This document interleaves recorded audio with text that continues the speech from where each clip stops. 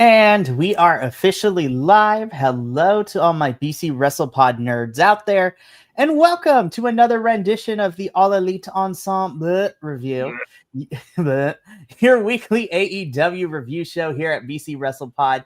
And once again, the dynamic duo is back this evening. Of course, my name is Mikey, and I am one of your hosts for All Elite Ensemble. And joining me this evening is my lovable, you know, I'm his A boo boo apparently, Mr. Picnic Basket Jones. We'll talk afterwards because I've been meaning to text you. I was just like, I need to know the origins of the name change, but we'll talk afterwards. Greetings and salutations, Mikey and people of the internet. Let's rock and roll. Heck yes. So we are gonna dive into Dynamite and Collision this evening, and as we prepare for what is hopefully going to be one of the craziest nights this year for AEW, with Blood and Guts literally being tomorrow, which we will talk about when we get to that, because I want to preview, because we got 3 matches so far. It is going to be nuts. But before we get into all of that, really quickly, to get through the announcement sections, if you like what you see here, or if you are new to BC WrestlePod and you would like to see more of our shenanigans, then you can subscribe to our YouTube channel, follow us on Twitch or Kick, or whatever your preferred video watching platform is. And you can see all of the things where we do the weekly shows, the pay-per-views, and sometimes special essays whenever we come up with ideas. If you would still like to interact with us, but on a smaller scale that doesn't require watching loads of video content, we got you. We are at pretty much every social media site at BC WrestlePod, where you can and you should follow us, because we have report cards, prediction forms, all kinds of fun stuff on the social medias. And then, of course, last but certainly not least, we have merchandise. If you want to check out our merch, you can go to bcwrestlepodshop.fourthwall.com, where we have loads of different shirts and hoodies and tanks and hats and stickers and all sorts of things for your pleasure. So, with that out of the way, let's jump straight into it. So, again, we are going to be talking about Dynamite and Collision, which felt very self-contained for both episodes. I feel like they're just like, we're just gonna focus on leading into Blood and Guts, because that was the name of the game this whole entire past week. Leading into tomorrow, it's like we have a bunch of advantage matches, so we're gonna spread those out, as well as telling stories, as we also got a pay-per-view coming up very shortly. So I'm excited. There's a lot going on. So let's just jump straight into it, because we're going to start with AEW Dynamite like we always do. And we kick off with a quick little promo off between, first, there's a couple things that happened here, because they crammed a lot in this beginning section. I was just like, oh, okay. So prior to the show airing on the social medias, and then leading into the beginning of the show, Tony Schiavone gets on the microphone and announces that at Full Gear, AEW decided, hey, we don't have enough championships as it is, so why not one more? And I was just like, okay. I was just like, I'm cool with that. And of course, we know a little bit more of the parameters of it. AEW is bringing a new title, the AEW National Championship. And the goal of this is what the International Championship was when it originally was created. This thing will be defended anywhere and everywhere that the wrestler goes, which is basically like a championship for other independent promotions and other promotions as well around the world and in the States, which I kind of dig. But of course, Tony Schiavone doesn't get to get more into the details for long enough, because Samoa Joe comes out, we cut a promo, Heyman comes out, cut a promo, Hook comes out, cuts a promo, and our main event, of course, is Hangman and then the New York Boys taking on the Ops. But now it is for the Trios Championships. And in my mind, I'm just like, I see where this is going. There is no way the Ops are losing, but should be fun. Yeah, this is a lot to open the show. It was a lot. Like I do enjoy menacing Samoa Joe, and you can't really get any better than putting Tony Schiavone in a corner. Like everybody loves Tony Schiavone, especially when he's cornered. Like, and I love silly Eddie walking out with a crutch, and just swinging it like Terry Funk. I was just like, what is happening? There was a lot that went on. Mm. And like uh, there was this one point where like I sort of like figured it out with Hook, like why I don't think he's connecting with me right now. mhm. Is because like his father was a badass from Red Hook, and sometimes Hook comes off as a prep school kid.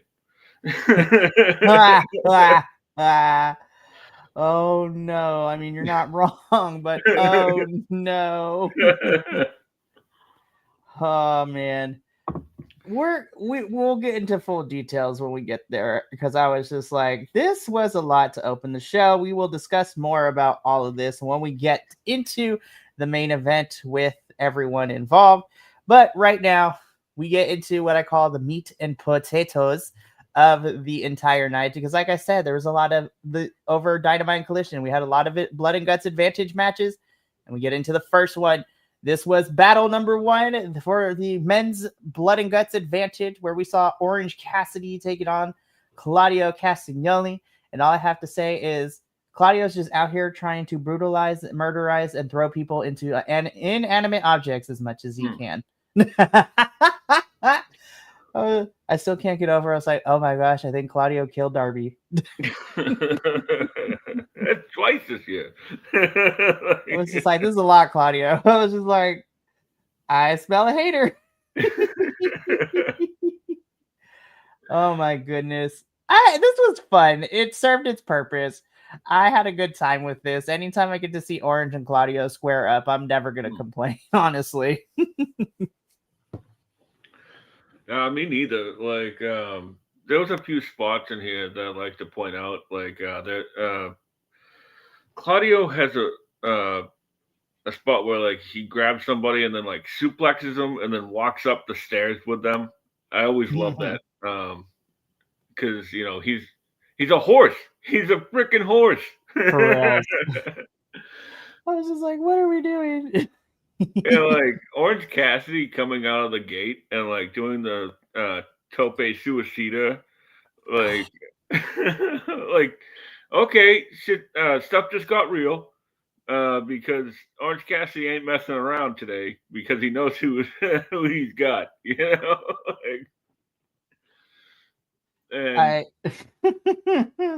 the last thing I was gonna say, like there was a spot where like they've been teasing this spot for a while in all their matches leading up to this, where like Claudio goes to do the suplex, and then like Orange counters it into the Stun Dog Millionaire, and this time he gets the almost gets the Stun Dog Millionaire, and like Claudio just stops him and goes nope, and then breaks the fingers.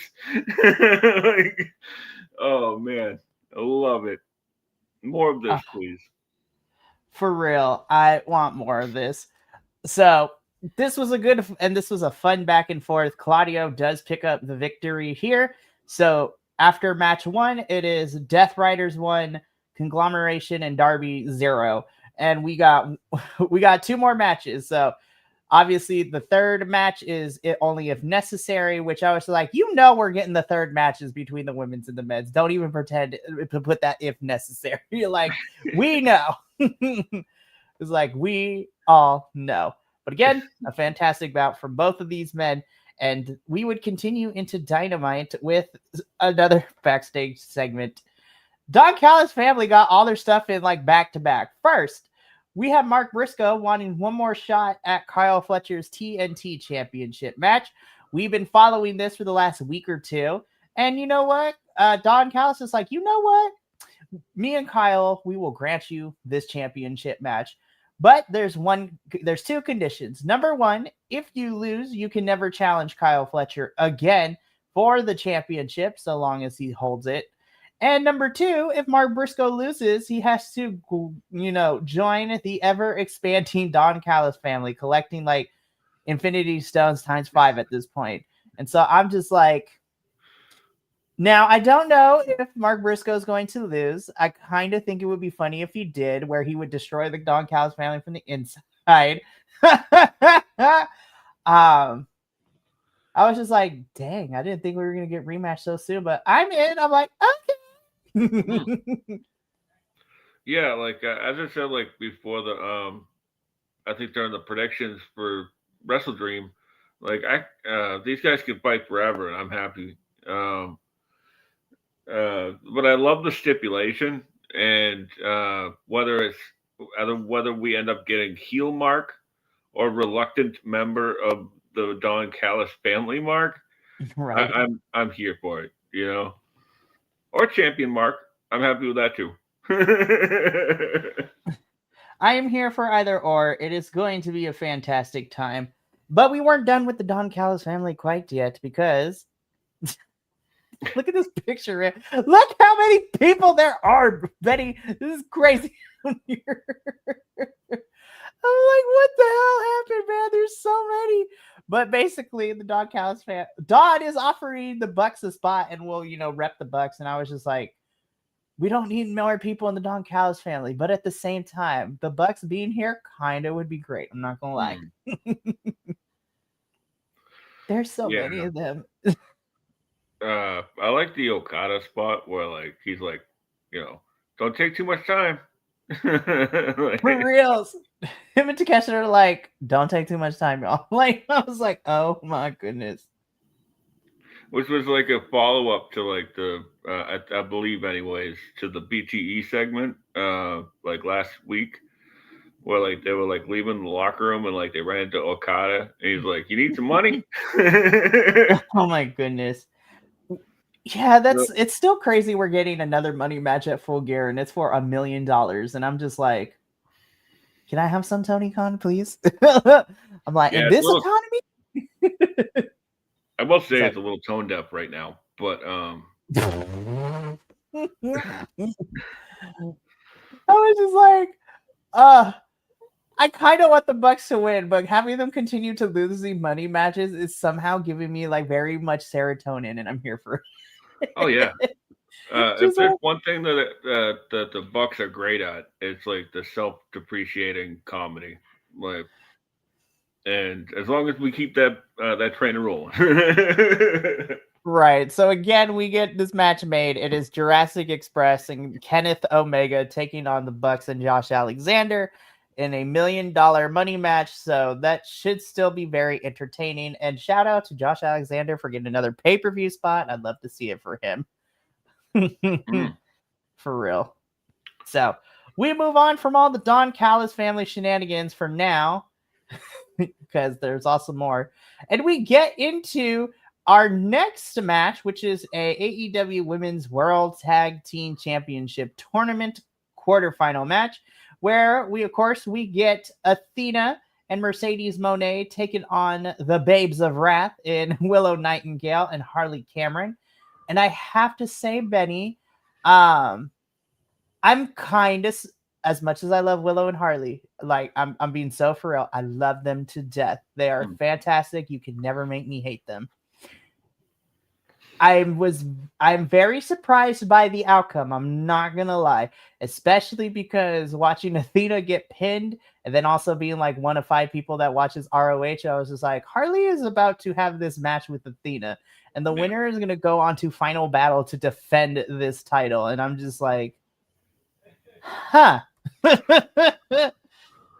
not gonna lie, I was very surprised. I was just like, to me, this was lose-lose. It was like I was gonna get mad either way. But I was just like, why do you have Mercedes and Athena together if they're going to lose this first round? Like, what happened? I don't understand, Tony. I don't understand. If anything taught us about this weekend, about how they book stuff, I don't know. I don't know what the reasoning was. You're supposed to tell me the answer, Benny. No, I was kidding. I mean, the match was fun. The match was fun. I was just very surprised with it. And I was even more surprised. It was like, look, I know it's a lose-lose. Either Mercedes or Athena is about to get pinned. I was not expecting Athena to take the pin, but I should have because we're trying to protect Mercedes. I want to be so for real, and I said this during my. I know we don't bring up other promotions, but this is what I said during the WWE review on Sunday. It is okay in non-title matches to have your champions get pinned. If Yeah. Mercedes got pinned, it's fine because it's not Chris is who she's facing at Full Gear. It's Willow and Harley. I was like, Mercedes could have been pinned because Athena always gets pinned in these situations. I was just like, I want more for Athena. I love my forever champ, but Yeah. I was just like, why you put these two women together if they're not going to make it past the first round? It makes me sad. And again, I love Willow and Harley, and I'm happy that they're going on to the next round. But at the same time, I was just like, we couldn't have switched places. You couldn't have at least give Mercedes and Athena like at least one round to win. Like, what's happening? Yeah, this match was fun. Like I understand where you're coming from. Like I'm also in that same boat where like it was a non-title tournament match. Like there's no reason why Mercedes couldn't have been pinned. And so you're gonna go into this match with Harley Cameron and Athena, with Athena already taking a loss. The By the way, who hasn't lost in ROH in 3 years? That makes no sense. That makes absolutely no sense. Like, but regardless, Willow was fantastic as she always is. Everybody in this match was fantastic. I 100% agree with you. This is fantastic. I'll get over Athena and Mercedes losing. No, but honestly, Harley, you had a really good week, and I'm really proud of you. And we'll talk about it more when we get to Collision. But the Babes of Wrath move on. They will be facing the Sisters of Sin in the semi-final match after Blood and Guts. So I'm excited to see where that goes. At least this women's tournament is not taking like 18 months to complete, by the way. I'm just putting it out there. And yes, that is shade to Ring of Honor. I was like, we're finally getting the train rolling on this tournament after we announced it like 3 months ago. And I love Deanna, but I kind of wanted to see Trish go further, but that's for a whole nother discussion. Yeah, we finally got Trish and Deanna, as you said, this week, right? Or last week. And I was like, it was a good match, but I wanted Trish to. I love Deanna, but Trish, I was like, I wanted to see her go further, but you know what? We will save that when we get to Final Battle in a couple of weeks. Yeah, right. Because, we have Full Gear next week, and then 2 weeks later is Final Battle. Oh Lord, we're wrapping up things crazy, but we're gonna move on in our Dynamite review because we have a casino. Like I said, we're getting a casino gauntlet match for this new AEW National Championship. We have Bobbles and Shelton announcing themselves for it, and then of course Goa is also making their claim for it. Lots of people. Similar to what we get for like the Royal Rumble and things like that, be like, I declare myself for this match. And it seems that the Hurt Syndicate and Goa and the Demand have some unfinished business still. And I was like, I thought we finished business, but you know what? I'm okay for one more, I guess. Let's make it out. Let's make it something crazy at World's End. Yeah, and they also announced that the national title will be defended at Final Battle, Which is crazy. It was just like, congratulations, you win. You got to defend this thing in 2 weeks. Good luck, champ. Yeah, right. Well, which like I was joke. I was thinking this sort of funny. Like they should probably give it to Mortos, so that way Mortos and Mercedes can travel the world together. Because they already are.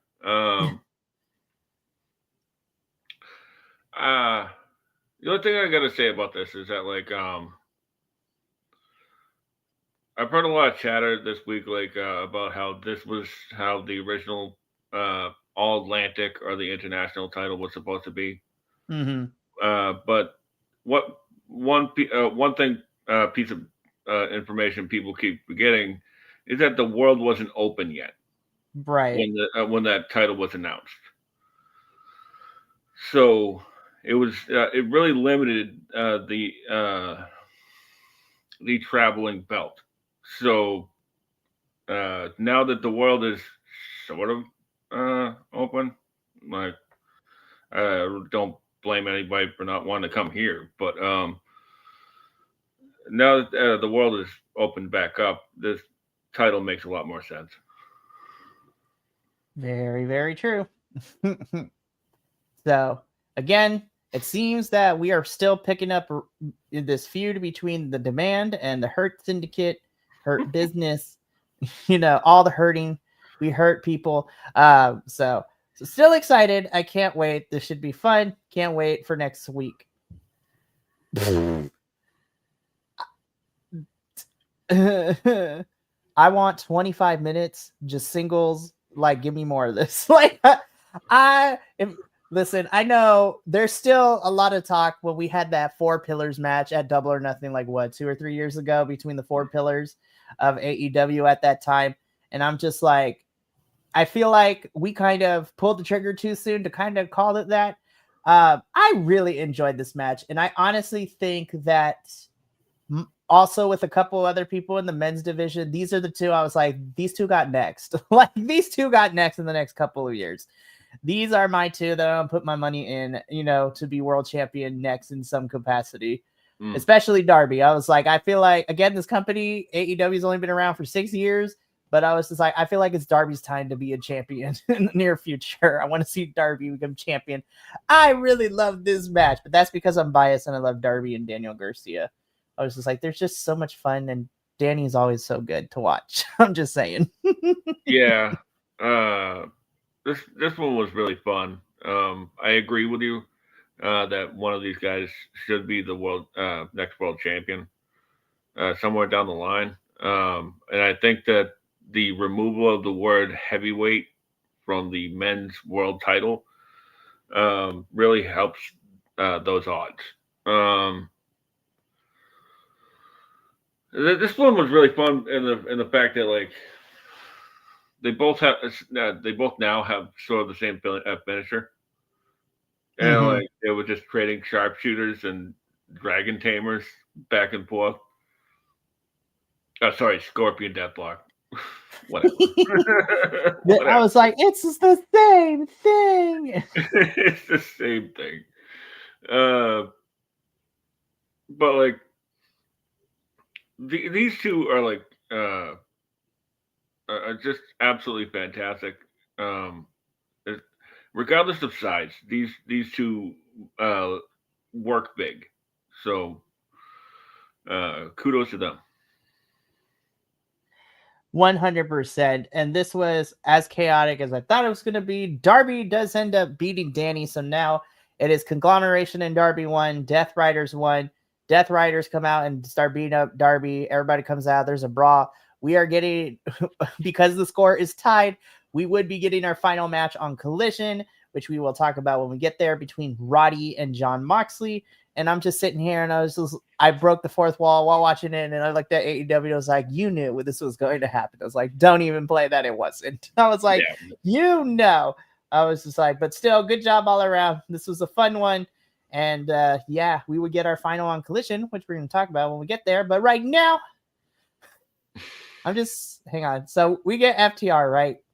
And even though it is the same formula, I appreciate that FTR is not afraid to get into. Obviously, there was probably conversations that were had beforehand, because I was like, now Dax and Cash, if that were my mom and we didn't talk and you got in their face, oh, when you come backstage, it's on side. We're going to fight. Yeah, right. I was like, nobody touches my mother. Oh! But you know what? I appreciate that they're being heels, but they're not going too far, which I appreciate. I am going to say, though, once again, Stokely continues to give the internet and me memes for the week, because, of course, FTR come out and they antagonize Bandito's family. His mom was there, so was Gravity. Brodito got locked up, and they were locking the door. But once again, I'm just going to let this picture speak for itself. Stokely, once again, giving me all the memes this year. If I have to pick my favorite person who gives us the memes on wrestling, is going to be Stokely because of this one. Also, he's short, he's bald, and he gets no hose. This was so horror movie camp. I was so here for it. I just needed Brody King to go through the hall, be like, "Here's Johnny." Oh, This was amazing. I love this. This whole segment was a lot of fun. I was like, we're getting Gravity involved, and I was like, I haven't seen Gravity in forever, and I love him too. yeah, this is all great. I got a question for you. What's up? Uh, you're a Spanish speaker, You right? don't say. No, I'm just kidding. Um, How dare you assume? But yes. it's not an assumption. Anyways, what did Dax attempt to say to that lady? I was just like, I'm gonna be so for real. I think what Dax was trying to say, because again, I understand like what he was trying to say, but the order of words, and then of course, the unseasoning that is Dax in his Spanish speaking. I believe he was trying to say something like about Brodito and basically the equivalent of like, yo, you like your mom kind of thing, like being disrespectful. Um, but even though I think this was effective from, and not to get all theatery on people, but even with the broken like English, with the Spanish speaking that Dax was doing and the lack of actual like conjugating the verbs and putting them in the right order, I think that was the whole point of it, because FTR are supposed to be heels right now, and especially in this day and age, what better way to get heat on you than to try to speak a foreign language that is a hot button issue for a certain group of people right now, and Mm, then just be completely disrespectful to it. And I was just like, oh, this is bad Spanish, but it's supposed to be that way because FTR is trying to get this heat on them. But yeah, again, I appreciate it because there are some things that I have seen in 2025 that have kind of looked similar when we're looking at Latino wrestlers when trying to get that heat, and then I have seen much worse happen this year. So I was like, kudos to Dax and Cash for not going too far with it. But yeah, horror movie Bandito punching through the wall, and then Gravity and Brody King and Bandito coming out to chase off Stokely and FTR, and I'm just like, I love that. FTR got a lot of enemies because it's yeah, these. They got Brodito, and then when we get to Collision, I was like, "Don't you forget, Sonic and Tails out here also coming for you too, FTR." So we gonna talk about them boys during Collision. I was just like, "Oh no." yeah. You think they got that door from Evil Uno's door guy? For reals, I was just like, "Yo, Uno, you got the door for us? I got you, fam." Oh my goodness, I am excited. When we get next week, when we do predictions, I still don't know how I feel. Mm, I'm like, I don't know who's gonna win, but that's next week. That's next week Mikey's problem, not this week. We're reviewing what happened and we're getting ready for Blood and Guts tomorrow. So future Mikey is gonna have to deal with that conundrum when we get there. But effective promo. This was fun. I love watching these two feud. This is fun. It doesn't take a lot of effort for me to enjoy FTR and Brodito feuding. mm. And also, Stokely, keep giving me memes because you're great. You uh, know, the funny thing yes, is, not to say that somebody's watching, but hey, Tony or whoever, for real. but last week I was like, can we get Brodito a feud? And And all of a bam, sudden, here we go. bam. I was like, all right, I will take this. So we're going to move on from this segment because we get into our match. So a lot happened, because you might be wondering, this is not the correct picture that we saw last week, and you would be 100% correct. So a lot has gone on in the land of AEW this week. So we get our first women's Blood and Guts advantage match. Initially, it was going to be Queen Aminata taking on Megan Bain. However, before the show on the internets, we learned that Queen Aminata is not medically cleared for the fight. And while she seems to be okay, doctors have advised Queen that she should not compete in Blood and Guts 2. So unfortunately, Queen, while not out forever, is going to be out long enough to not be able to compete in the advantage match and not be able to participate in Blood and Guts, which is very unfortunate because I was really excited to see Queen. But stepping in and stepping up for the baby faces is going to, of course, be Tony Timeless Tony Storm's lover, girlfriend, whatever you want to call her, and Miss Mina Shirakawa, who also got beef with people, which I was just like, I love this. Why wasn't she in to begin with? But anyways, I was like, my little Joshi heart was so happy. I was like, Stardom, I get to see. Shout out to Megan Bain too. Girl is to participating in this AEW Women's Tag Team Tournament, and she's participating in the tag tournament in Japan too right now. I was like, you go, Megan. Love you, girl. So despite the change, I was just like, this was fun. I love this. Megan and Mina can do no wrong in my eyes. And then Toni Storm is so over. She's just ridiculous on commentary as always. But I'm also ready. I was just like, I think Toni is ready to move on to the next version of Toni Storm. Because I love the Timeless character, but I think she's ready, and I feel like, you know what? If this is where we're going with this, is the end of Timeless Toni Storm by the end of the year, I will be okay with it because I want what Toni wants. So, yeah. Also, shout out to Toni and Mercedes for making the. There was a moment. Go ahead. Oh, I'm sorry. What were you gonna say? I was going to say, shout out to Toni and Mercedes for being number 1 and 2 on the PW 200 women's wrestling list this year. Indeed. And the internet exploded. But, like, yeah, I also agree that, like, it does feel like it's getting to towards the end of the road with this character. And even she knows it. Because she seems to be like, clocking into work at this point. Like,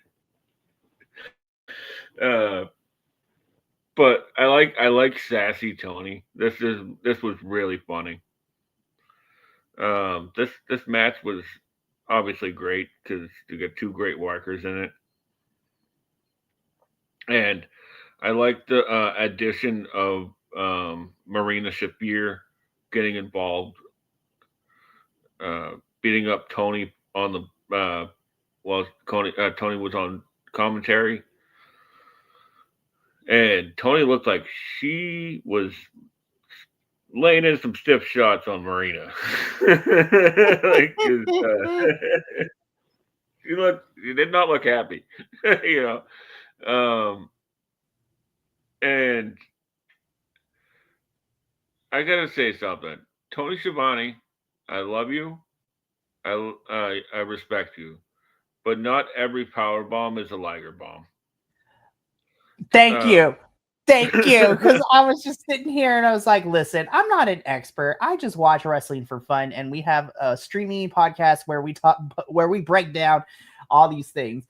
But I have watched wrestling for, I say, like, good enough to be like, I don't think that's what it's called. I'm not trying to be a snob. I'm not on the commentary, but I was like, not everything has to be the same, you guys. Like, what are we doing?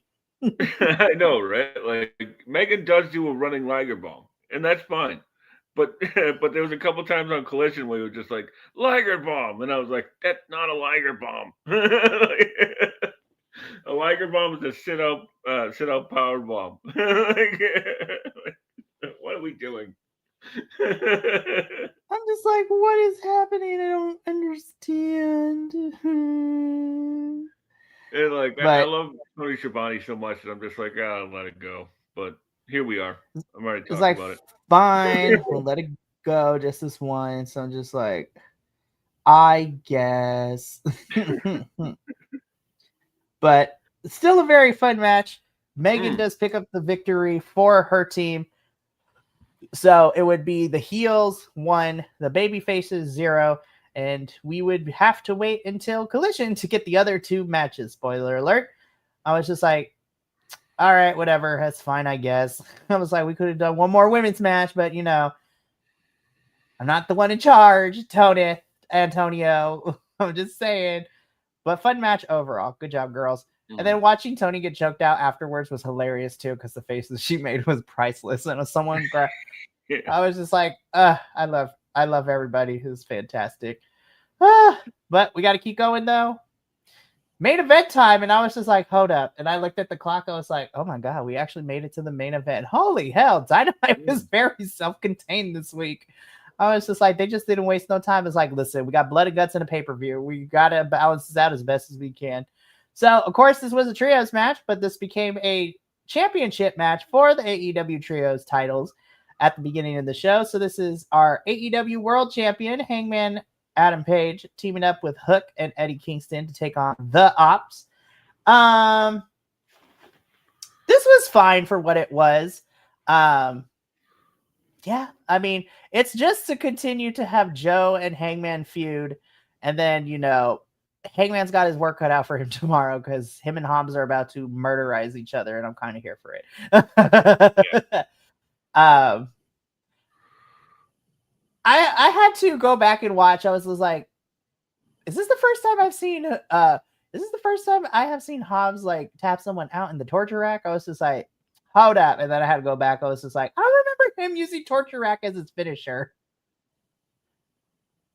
And if it was, I was just like, I don't remember that.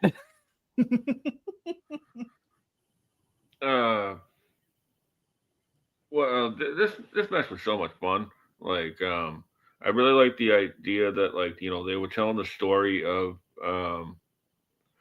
you know Hangman and Joe, and they also did a service to lead into the match tomorrow night. Um, Overall, some good business. Nothing really to write home about except for that. Like this was sort of just like I have this word for like sometimes like there's like an episode of Breaking Bad that it really doesn't really do anything, but it moves the plots forward. Right. Yeah, that was this. I was like, okay then. I was like, alrighty. So I agree with you. This was nothing really to write home about, but it would make something for Hangman to do while still feuding with Joe and the rest of the Ops. Like I said, him and Hobbs have that crazy match happening tomorrow at Blood and Guts, which we'll talk about when we get to the end of the show. The Ops still retain their championship. Yeah, that was Dynamite. And now let us get into the Collision of things. Because Collision was just like, listen, we just got wrestling, just straight graps. And I was like, I'm not going to complain. So Collision again was also very straightforward because we kick off the show with this match. And I was just like, okay, then. So, of course, we got the Bang Bang Gang taking on FTR, which I was just like, random pairing, but I'm here for this. I love these four so much. And again, I was just like, damn, they bullied Juice to grow that beard back. The internet's like, no. And I was like, don't tell Mr. Tony Storm what to do with his facial hair. What's wrong with you? I know, right? I was like, Juice, I love you either way, with or without the beard. I'm just putting it out there. But anywho, this was a fun match. I had a good time with this one. And like I said, FTR being the consummate heels, they could have had the match won, but they let the distraction of jet speed allow the Bang Bang Gang to pick up the victory. And I was just like, FTR got beef with everybody, and I'm kind of here for it. Yeah. I'm totally here for it too because to be honest with you, like as I said last week, the tag division is a little thin on the heel side, so it makes sense that FTR is just making enemies of everybody, and which I think is gonna help them in a few weeks. But this match was really fun. Like we got a little bit of New Japan Juice Robinson here, and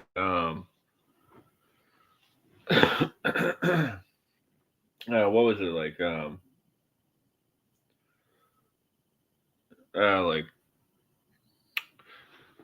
what? Come on, Ben. I was trying to think of Bandito and Gravity. Gravity is what was catching me up, and they jumped the barricade and helped distract FTR, and the Bang Bang Gang take advantage. This whole thing was super fun. I'm never gonna pass up Bang Bang Gang FTR match, and then you add all the shenanigans. I was very sports entertained, if you will. This was definitely a sports entertainment type of match, but there's nothing wrong with that. Again, the Mm-mm. Bang Bang Gang pick up the victory because at the same time, it's just like FTR be beefing with everyone, so that's going to be a lot of fun as to see how that plays out because you could go with so many different directions with it. But fun match to definitely open up Collision. We go on to backstage. Okada's like, I got your back, Kyle Fletcher. And Kyle Fletcher's like, thanks? Question mark? Like Kyle Fletcher's face, he's like, what are we doing? And I'm just sitting here. I was just like, this had to be a pre-taped because I'm trying to do the math. I was just like, how is Okada here? And he was in Japan too. I was just like, this had to be pre-taped. I was just like, there is no way. If that is the case, I was like, Okada got magical superhero powers because and an amazing jet. Yeah, it definitely had to have been like uh, taped Wednesday, you know, or something. And uh, the idea of Proto Okada is absolutely hilarious because Okada put over nobody on his way out of New Japan, and he's gonna come over here and put over Kyle Fletcher. It's such a petty thing. It's amazing. And I'm just like, this is fantastic. So yeah, Okada's like, I have your back. And Kyle's like, thanks. Which, like, this was fun. And I was just like, Okada's got his back. And Kyle Fletcher's like, thanks. And that leads us into our next match, which I was just like, my God. Give me more Ace Austin. I'm so glad that people are finally giving him his dues after I've been saying this forever. Oh, man. This match was so damn fun. This was for the TNT Championship all randomly, too, because I was like, Tony Khan announced this match like the day of it. I was just like, excuse me? I was like, you cannot. This is less than a couple hours, Tony. I'm not mentally prepared for this match, but I'm going to watch it anyways. This match was so much fun. Kyle Fletcher does Kyle Fletcher things, which is not necessarily bad. But again, I was just like, Ace Austin, keep being on my TV screen because I love you on it because you are so good. This match was so much fun. I had a good time with this. This was probably the match of the night outside of Mox and Roddy. But, like, those were two completely different matches. Like, this was a very modern match as opposed to what Roddy and Mox put out. But Fletcher did some great heel work in this, and like that's always been my biggest catch up with him without Don Callis is that like he's playing to the crowd way too much to be a heel, and like him just like what they call taking a powder, like which is like when they just sort of roll to the outside to get a breather to piss off the other their opponent. Which he did that did that a couple times in the beginning, and it really worked. That crowd was eating it up. They were like, "Boo!" And the last thing I'll say is I hope Kyle Fletcher is sending a check to Mexico to feed those children because I finish was so El Generico. I swear. Oh my goodness. I cannot. Oh man. It's like Hellapalooza kick. Suplex brainbuster on the top rope. Like literally ROH El Generico. For reals. So Kyle Fletcher retains the TNT Championship, but this was a fun match, and I agree with you. I think this was probably my favorite AEW match this past week. I had a fun time, and again, I was just like, the journey that we have followed Kyle Fletcher on the last like 2-3 years has been amazing, and I'm so happy to see him in this position. He's also another one that I put in the same category as Darby and Danny, where I was just like, this one's got next up as world champion in the next couple of years. Honestly, he proved that when he went toe to toe with Hangman at Toronto. Like, honestly. Yeah. Oh man, this is so good, and I can't wait to see where Ace Austin goes continuing forward with AEW because he's great. I love him. Moving on though, Chris, I don't know what this was on your face, but I want one. I was just like, it's yes, alien mother, come beam me up, I guess. But she cuts a promo, and I was just like, Chris and Mercedes are gonna have a busy week because they got blood and guts, and then we got Full Gear next week, so they got a busy 2 weeks. But Mercedes just like, no. Chris tells Mercedes she needs to be prepared because after Blood and Guts, she needs to be prepared to come and face Stat. And I was just like, you go, Stat. I was just like, if AEW does this right, this is the second time that Mercedes is challenging for the AEW Women's World Championship. And I am low key, I kind of want her to lose because I was just like, you have a very fun story to tell with Mercedes. Like, she can win all these titles she wants, but when it comes to the big one in AEW, she can still not get the job done. So I was like, you have a fun story to tell there, AEW. So let's see what goes with all of that. But I'm ready for Chris and Mercedes at Full Gear and for them to be a part of Blood and Guts tomorrow. So cannot wait. Yeah, it's pretty fun. Like, what was that? Like, it looks like a Borg little headdress thing in it. Yeah. I was just like, I don't know what that is, but I want one. Yeah, right. Pretty neat. Just so good. Alrighty, so let's talk about this because the internet was on fire For days. They were trying to put out the fire, but I was just like, it's crazy because like at the whole center of this, I was like, you know who I want to hear from that we haven't, and I'm glad they haven't responded. I was like, these are the two that I feel like I care about more about their opinion, honestly, about the whole thing. So TJ is in action. And if anybody who's been on wrestling internet, wrestling threads, wrestling blue sky, Twitter, just wrestling in general over the last 72 hours, it was on fire because of everything that came out. Because originally it was going to be TJ versus Nixon Newell and Miranda Elise. I need promotions to be picking the correct name to go with this because I was just like, I don't know what we're doing, you guys. I was like, can we please? Yeah, exactly.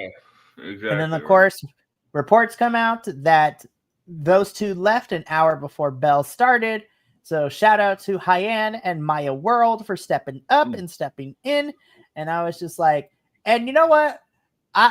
Anybody who isn't aware, you can look up the story. Like, I gave you the Spark Notes version. My favorite response to this whole thing, honestly, and that is why she will forever be one of my faves, is Miss Taya Valkyrie, who got on her platform and said, it's just like, she didn't disparage, Miranda and Nixon, but she said, you know what? As somebody who has been in every position from enhancement talent to squash match person to regular utilized or champion, I was like, whether it's 3 minutes, 3 seconds, or 3 hours, you make it count and you make sure that you make people remember who you are, even if you aren't given a lot of time. And I was just like, Taya, that is why you will always be one of my favorites. Yeah. And so, which sucks because, again, the last 72 hours we've been talking about, Miranda and Nixon, and I was just like, TJ wins, but I also want to, again, I was like, we should be talking about these two, and we should be talking about Hyann and Maya World, because every time I see Maya and Hyann on my screen, I'm always happy. And I was like, yay, I love them. As somebody who watches ROH and they're always popping up every single time they're there, I was just like, yes. Also, Maya being part of the Stardom shows here in the United States sometimes is also really fun to watch. Yeah, the only thing I'll say about it is that Hyann and Maya World, I'm always glad to see them because they're as big as Texas is. the more that they've gone out of Texas and started working with other promotions, the more that they've grown.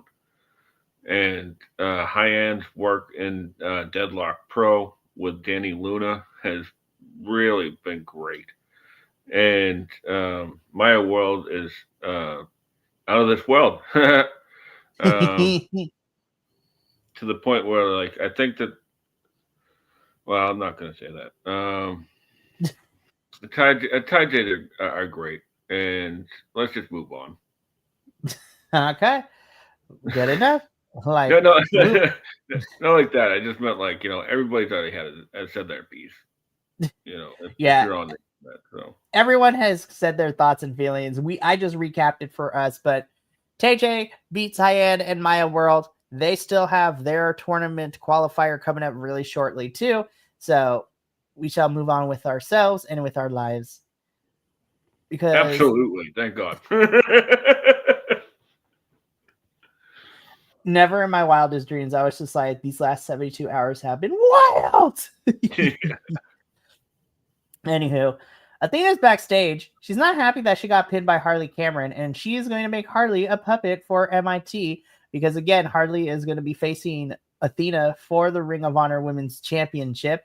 And whoever wins that match is going to move on to Final Battle to defend it. And I'm just sitting here and I was just like, we couldn't have that match at Final Battle. Like, do we have to have it now? Because I would rather see Harley and Athena at Final Battle than have them fight now and then figure out who Athena's going to face at Final Battle.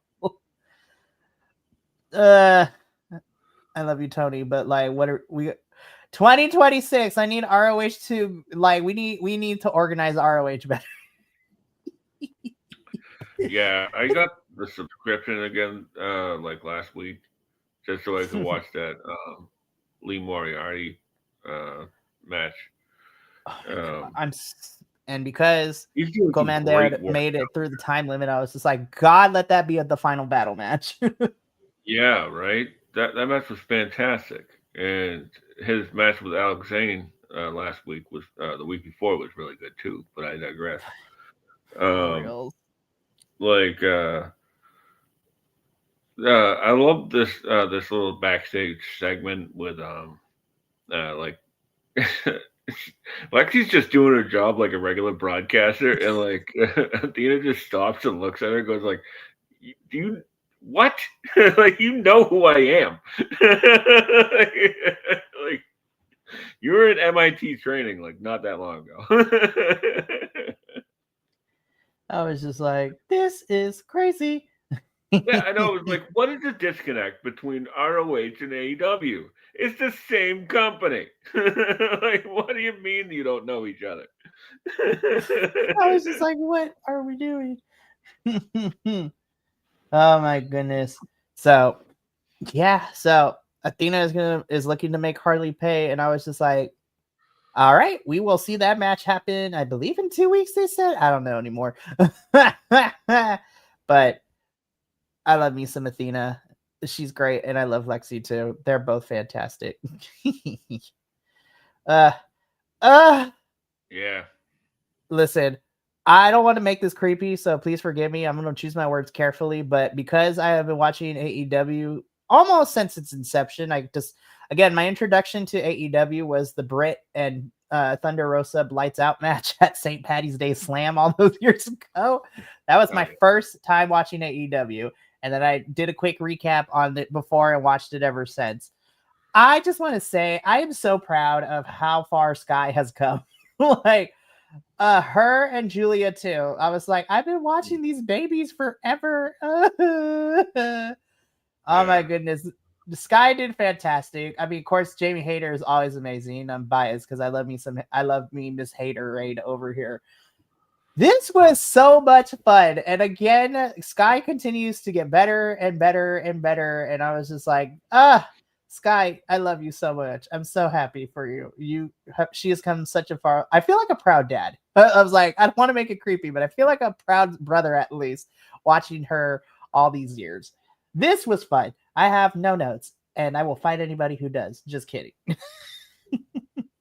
Yeah, that's fair. Like, speaking of Sky and like how much she's improved, like the other day I went and watched her match with Jade Cargill from like 2021, Hmm. and uh, you could tell like some people just have it, and like Sky's always had it, you know. But like uh, her you could tell that she loved this, and she just loved beating people up in a sports entertainment kind of way. And Jamie Hayter, like these two could fight forever, in my opinion, because like Jamie's hard hitting, and Sky can take a beating. So this was fantastic, wicked good. They have crazy chemistry. Right? This, yeah, I was just like, the chemistry is amazing. And again, this is a testament to how much Sky has grown since being a part of AEW, and I love it. Jamie does beat her, so now the women's advantage battle is at 1-for-1. I mean, everybody starts brawling afterwards because then we cut to commercial, and when we come back, Betty, we just go straight into our third match. This crowd was so behind Harley, and I was just Mm. like, Harley is also another one too, because at first I didn't vibe with her, especially when she was part of QTV. When we got with QT and Johnny and all of them, I was just like, that was a faction that I was like, no, get this off Mm. my screen. I don't want this. Ugh. And then when I will, at first I was just like, you know what? I want to give Harley a chance. She started wrestling. She was having some matches in ROH for a little bit. I got to see her when she came to Palm Springs when there was a collision taping out here like 2-3 years ago. So that was a lot of fun. And to see how far she's come and how much I love her, I'm not gonna lie, Minnie Monet is what kind of brought me up to Harley's side. But Yeah. again, Harley's also another one with the homegrown AEW talent, and I was just like, I love Harley so much. But as soon as I saw this match, I was just like, Harley, I love you. But rest in peace, because Tekla's gonna beat your ass. She gonna beat you, girl. But they also had some really fun chemistry, and they had some fun spots here too. I was just like, Tekla is just fantastic. Tekla is great, and to see she hasn't been here like even 6 months, and just the way that she's being booked and being utilized has been so much fun. She's just so good. This was fun. I had a blast with this. Yeah, I agree with you 100% with the fact that Tekla has really, she feels like she's been here the whole time.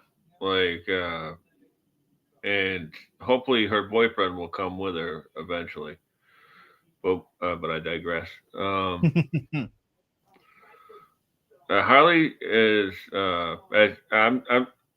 I completely agree with everything you said, so I'm not going to rehash it. This, this is a fun match. Um, they did what they could. Tekla did what she could with Harley, and this was good. It's this definitely was. Oh my goodness. So Tekla ends up beating Harley, so the heels will have the advantage tomorrow night in Blood and Guts. But Harley, I'm telling you, and I really hope that Tony Khan actually watches this podcast, because if you want to create a viral moment, however and whoever you want to make it happen, Tony, let Harley get the final pin to win the match for her team. If Harley Cameron wins Blood and Guts for her team, that will push that girl over to the next level with fans. Because can you imagine if Harley gets the win for her team in Blood and Guts? I was just like, please, yes, I can't wait. Hmm. uh, Yeah. By the way, like if Clark Connors does come over, like can we just he's slot him another right into the one Big Bang Gang? for Like real. it just I love seems like Clark. the I energy. was just like, I know. Tekla. I was like, Tekla, I'm jealous, bitch. That's a pretty I couple. I was like, they will create beautiful babies together. Anywho, but fantastic match from Tekla and Harley.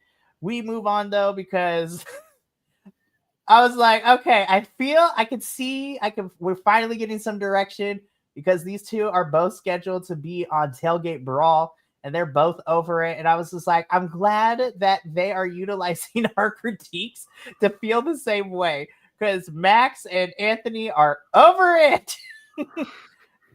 And I was just like, we are too. I'm glad that you guys feel the same way. So I'm with Anthony. He's like, cancel this match. And I was like, me too. Either do something, Tony Khan, or let's move on with our lives. And again, Lexi's just doing her job, man. She's just doing her job. And she's like, don't shoot the messenger. I'm just reporting it. Yeah, we'll talk afterwards about this, but yeah, this was super fun. Like, this was a direct shot across the bow, but uh, Max Caster and Anthony Bowens do deserve better than this, and I like Lexi Nair is absolutely fantastic. She's super talented, and she has comedic timing, which you can't ask for. You can't teach. I mean, For real. I love this a lot. This was a lot of fun. Oh my goodness. So they're over it, and it's just like we shall see at Tailgate Brawl what this entails. But we gotta go. Main event time. John Moxley, Roddy. So we are 1-1. This will decide which team gets the advantage on the men's side. I love Moxley. I really, really do.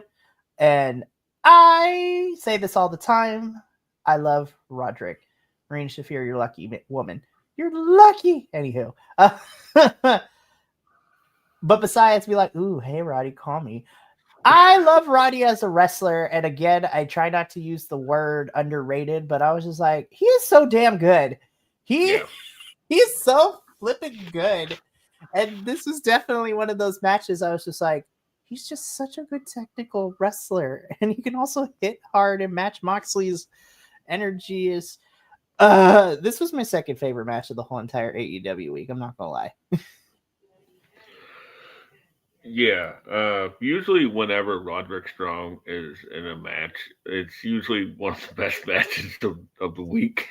Like, um, I had posted something on Blue Sky the other day that, like, he has the same gas tank as he did in like 2005. Like, and this guy just doesn't slow down, and he's had neck surgery, like neck fusion surgery. Like, that's insane. Like, um, it, I really like this match a lot because uh, this match was completely different than anything else on the card.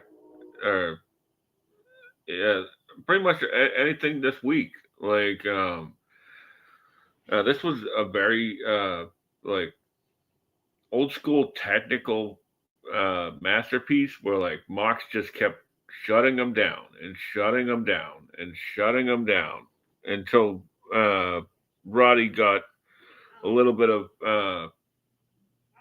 shine, and then with Darby getting involved, like that was my only problem with the finish, but because like they were like setting it up, like like with the past few weeks, like he couldn't beat Kyle, and then like he loses in a count out because of Darbs. Right. Like the story makes sense, but like it just seemed to fall a little flat. That's all. It is. And so I'm very interested to see now because, again, And we'll talk about this right now because this was the last match that happened. Roddy does win with Darby keeping Mox from entering the ring to not beat the 10 count. Everybody brawls. Darby's got a taser, which I was just like, ooh, that thing is snap, crackle, pop, Rice Krispies. That thing was sounding off. So Moxley's just like, damn, we got our work cut out for us. And that is how Collision goes off the air for the week. Before we get into the usual end bits, tomorrow night is a special 2.5 hours of Dynamite. It is blood and guts. And so far, we got 3 matches confirmed. Of course, first and foremost, we have this Falls Count Anywhere match between Hangman Page and Hobbs. And I'm just like, yes. I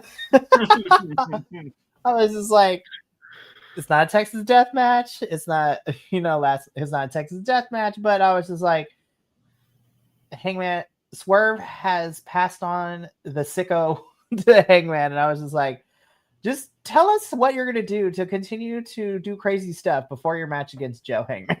just go ahead and I look at Hobbs, I look at Hangman, I look at Hobbs again, I continue to stare at Hobbs, and then I look at Hangman. I was just like, hey man, you gonna do great.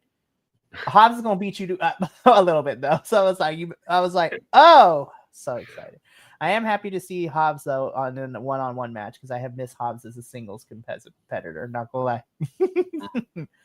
So this one-on-one should be a lot of fun. So I don't know what kind of crazy shenanigans they're going to do, but it should be fun. Then of course we have our 2 blood and guts matches. First off, of course, the men's one, Conglomeration and Darby versus the Death Riders. I've noticed that we've been keeping Pac from being in the ring because they're like, we are not going to have a repeat of last time he was supposed to be in blood and guts where he didn't get to compete. So I'm very fascinated to see where we go because this is a week before Full Gear. We don't have Moxley and Darbs do not have a match yet for Full Geared set. So I'm trying to figure out, I was like, okay, if we're going to get a match at Full Gear, my money is actually on the Death Riders winning this match to set up Mox and Darbs for Full Gear. I'm just like, I love the Conglomeration and Darby. I really, really do. But I feel that from a booking and narrative perspective, I feel like you have more feuds to go from if Death Riders win, because then Darby can continue to... Darby and Mox still got one more to go. I need a Texas death match. I need something crazy. We need something crazy. And I mean, we're talking about blood and guts, but I was like, what we want. Give us Texas death match between Darby and John. So, they were making a big deal about how this is Claudio's 3rd blood and guts match. Mm-hmm. This is also Willie Uta's 3rd blood and guts match, and if Willie Uta, with the way that the fans love to hate on Willie Uta, he gets the crap kicked out of him in these matches. So everybody should enjoy that. If it's not him and Sammy Guevara, they always get beat up every time they're in this match because Sammy got thrown off the cage from Eddie Kingston last time. Oh yeah. Oh man. It's like it's Sammy or Yuta, one of the two. So yeah, my money is on the Death Riders for this one. I'm not gonna lie.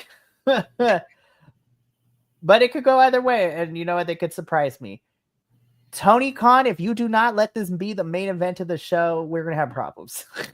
I was like, this is the first ever women's blood and guts, and this is the largest one, too, because the men's is just 5-on-5. This is 6-on-6.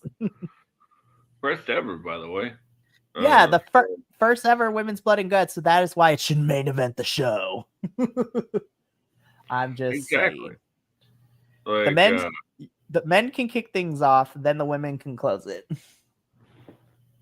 Yeah, indeed. And I also like the idea that there's 2 steel cage matches and then a Falls Count Anywhere match. That's all you really need for a 2.5 hour Dynamite, honestly. Sprinkle in some backstage and promos, and then we're good to go. Because Blood and Guts usually takes about an hour anyway. Their War Games usually takes about an hour.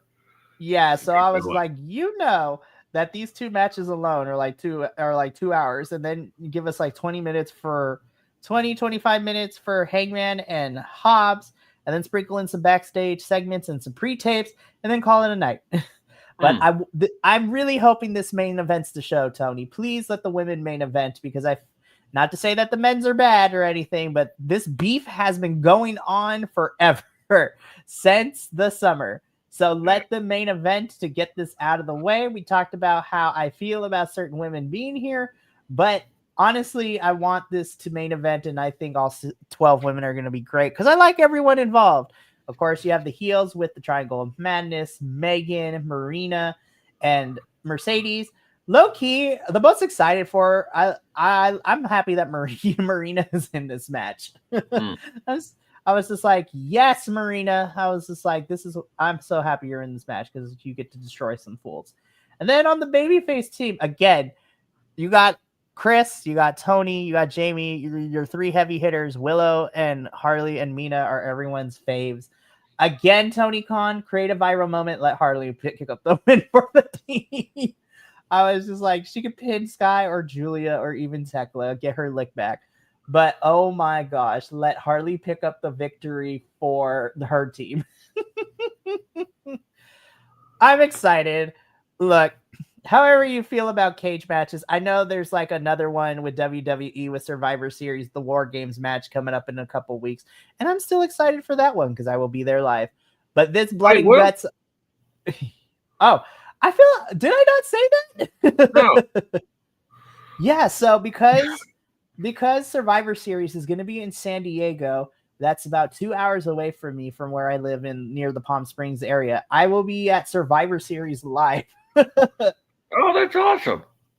Yeah, so I mean we already got the team set up kind of mostly, and we're waiting on a couple other people, but I'm just excited because I'm going, and then I will be taking Mama Laguilla with me.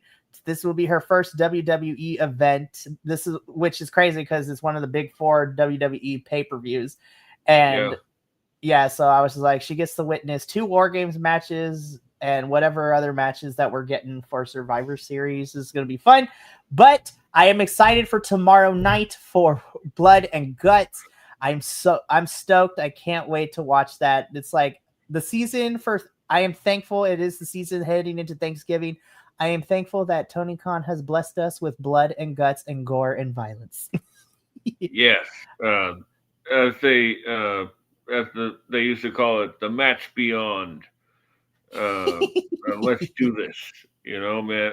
It's like honestly my favorite stipulation. Like you can't go wrong with a double ring cage match. Like just can't.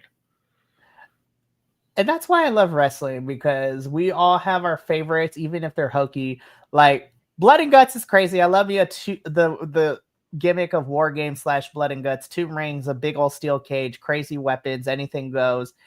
I'm excited for that. But of course, I love me a good like bloody stipulation. That's why, like in TNA, as cheesy as it is with the premise, I am a big fan of a Monsters Ball match in TNA. Yeah. I love a last man standing. I love a Texas death match. Again, I was there in person when I watched Hangman and Swerve like defy all laws of HIPAA and like how far they're willing to go.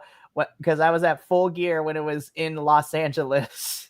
And I was just like, that was a crazy night because not only did we see Julia get the TBS championship from Chris and Sky in that triple threat, but we also I got to see the Texas death match between Swerve and Hangman.